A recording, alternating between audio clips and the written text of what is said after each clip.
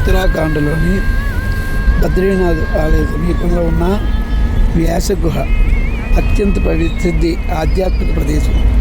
మహాభారత ఇతిహాసాన్ని మరియు వేదాలను విభజించిన వేదవ్యాసుడు ఈ గృహలోనే తపస్సు చేశారని, గణనాథుని సహాయంతో మహాభారతాన్ని ఇక్కడే గ్రంథస్థ చేశారని పురాణ ఇతిహాసాలు చెబుతాయి. ఇక్కడ వ్యాస గుహ ఇది బద్రీనాథ్కు కేవలం 3 కిలోమీటర్ల దూరంలో భారతదేశపు చివరి గ్రామమైన మానాలో ఉంది. ఈ గుహ పైకప్పు సహజంగానే పుస్తకాలు పేర్చినట్టుగా ఉండటం ఇక్కడ ప్రత్యేకత.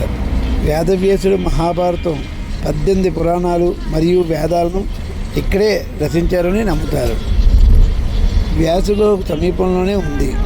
వ్యాసుడు చెప్పిన మహాభారతాన్ని వినాయకుడు తన దంతంతో ఇక్కడే రాశాడని భక్తులు ప్రగాఢ విశ్వాసం.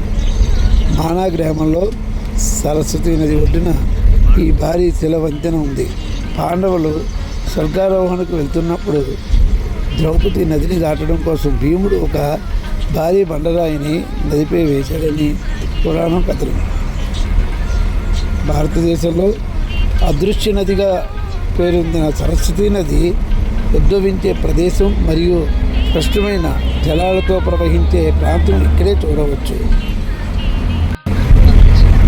మహాభారత ఇతిహాస ప్రకారంగా పాండవులు తమ అంతిమ యాత్రలో మహాప్రస్థానం స్వర్గానికి వెళ్ళడానికి అనుసరించిన మార్గాన్ని స్వర్గారోహణ యాత్ర మార్గం అంటారు.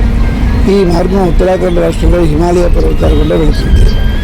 ఈ యాత్ర ఉత్తరాఖండ్లోని చమేలి జిల్లాలో ఉన్న మానా గ్రామం నుండి మొదలవుతుంది. ఇది భారత చైనా సరిహద్దు సమీపంలో ఉన్న చివరి గ్రామం.